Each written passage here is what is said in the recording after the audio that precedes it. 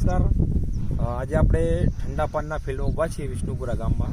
તો આપણે ખેડૂતને મુલાકાત લઈએ અને પૂછપરછ કરીએ કે આ શું છે. તો શું નામ છે તમારું? મારું નામ પટેલ ભાવેશભાઈ અમૃતભાઈ, વિષ્ણુપુરા કંપા, મોડાસા તાલુકો. હા, અને તમે આ કેટલી જગ્યામાં વાવ્યું છે ઠંડા પાન? ઠંડા પાન મેં 800 ગ્રામ જ વાવ્યું છે ને 4 કિલા જેવો રજકો વાવ્યો છે. હા, એને જોડે બીજું શું છે? બસ એ વેચવાના છે. ઠંડા પાન ને રજકો. બરાબર. તો તમને કેવું લાગ્યું એમ? તો ઠંડા પાનનું વાવેતર સારું લાગ્યું. રજકો 4 કિલો વાવ્યો છે, ઠંડા પાન ખાલી 800 ગ્રામ વાવ્યું છે. બરાબર. અને બેનું કટિંગ રોજ અમે સરખું જ કરીએ છીએ. હા. રંજકા કરતા ઠંડા પાનનું ફાસ્ટ રિઝલ્ટ મળે છે. દૂધમાં એ સારો એવો ફરક પડે છે. અને જથ્થો કેટલો મળે છે તમને આમ? વધારે પડતો થોડું વાટીએ અને ભારે થઈ જાય. બરાબર.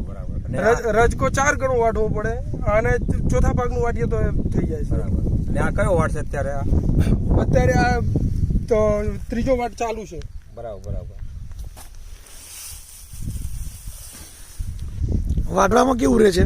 વાટવામાં એકદમ ઈઝી પડે. ભાગીદાર વાટે તો આપને એમ થઈ જાય આપણે વાટવાનું ચાલુ કરી દઈએ. બરાબર. અને બીજું કે તમે ઢોરમાં જો ફરક લાગે તમને? ફરક 100%. ફેટમાં કેવું લાગ્યું? દૂધમાં અને ફેટમાં બેમાં ફરક છે. હા, અને બીજું કે જે લીટર 1.5 લીટરનું વધારું પડે છે. હા, બરાબર. તમે વર્ષોથી વાવતા હતા ચીકુડી રંજકો છે, એના કરતા તમને આમાં કેવું લાગ્યું? આમાં અનુકૂળ વધારે આવ્યું. હવે તો આજ વવાય એવું લાગે છે. તમે રંજકો કે ના વવાય? ખેડૂત મિત્રોને શું કહેશો હવે?